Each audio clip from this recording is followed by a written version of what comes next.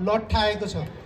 तर त्यो पत्रु खाना खाँदा तपाईँको पेट भरिए पनि तपाईँलाई त्यसले पौष्टिकता दिँदैन, तपाईँको शरीरलाई चाहिने क्यालोरी दिँदैन। अहिलेको यो विकासले पनि हाम्रो सामान्य एउटा विकासको भोकलाई केही रूपमा मारे पनि यसले समाजको साँच्चै समस्याहरूलाई, हाम्रो पछौटेपनलाई, हाम्रो अविकासलाई यसले हल गर्दैन, बरु यसले दीर्घकालीन रूपमा झनै समस्या ल्याउँछ। त्यसकारण मैले यसलाई पत्रु विकास भन्छु। अब अर्को तपाईँलाई आज संसारको सबैभन्दा एकदमै फोहोरी कम्पनी भनेर भन्नु पर्यो भने त्यसको नाउँ तपाईँहरूलाई आउँछ? कुन कम्पनी हो संसारको सबैभन्दा फोहोर गर्ने? Coca Cola.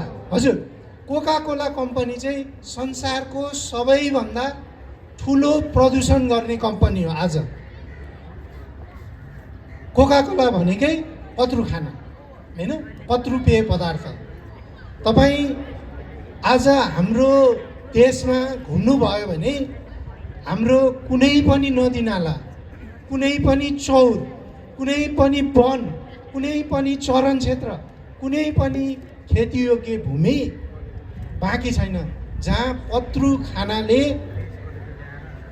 लाई छोप्न प्रयोग गरिएका खोलहरू, प्लास्टिकको खोलहरू नपुगेको होस्। हो, पत्रु खानाले जसरी वातावरणलाई विनाश गरिराखेको छ, वातावरणमा फोहोर जम्मा पारिराखेको छ, पत्रु विकासले पनि ठ्याक्कै त्यही काम गर्छ। आज पत्रु विकासका पैरवी गर्ने मान्छेहरूले, त्यसका अभियन्ताहरूले, त्यसका पछाडि लाग्ने नाफाखोरहरूले के गर्छन् भने कुनै पनि नदी नाला कलकल बगेको, सफा बगेको, स्वच्छ बगेको देख्नै हुन्न। त्यहाँ हाइड्रो बनाउनै परेको छ, त्यहाँ चाहिँ के अरे बालुवा गिटी झिक्नै परेको छ, त्यहाँ तपाईँको चाहिँ क्रसर उद्योग राख्नै परेको छ। आज देशको कुनै पनि हरियो पहाडहरूमा तपाईँहरू देख्न सक्नुहुन्न, पत्रु विकासका अभियन्ताहरूले त्यहाँ भ्यू टावर ठडाउनै परेको छ, डोजर लगाएर चिथर्नै परेको छ।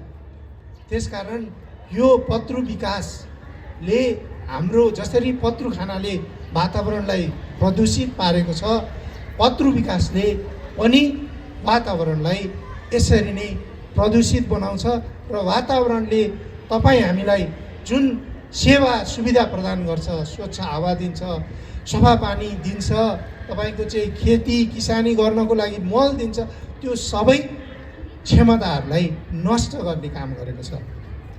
अर्को अर्थ राजनीति हेर्नुहोस् है, अर्थ राजनीतिको कुरा पनि गजब छ। तपाईँको चाहिँ पत्रु खानाको धनीहरू, नेपालका डलर धनीहरू, पत्रु खाना बनाउने मान्छेहरूले यो देशको नियम बनाउने नेतृत्व गर्दैछन्, नियम फेर्छन्। आफ्नो सुहाउँदो नियम बनाउन, बदल्न उनीहरूसँग पत्रु खाना बेचेर त्यो पुँजी आर्जन भएको छ। चाहे त्यो चाउचाउ बनाउने होस्, चाहे कोको कोला बेच्ने होस्, हामीले समाचारमा पढेकै छौँ।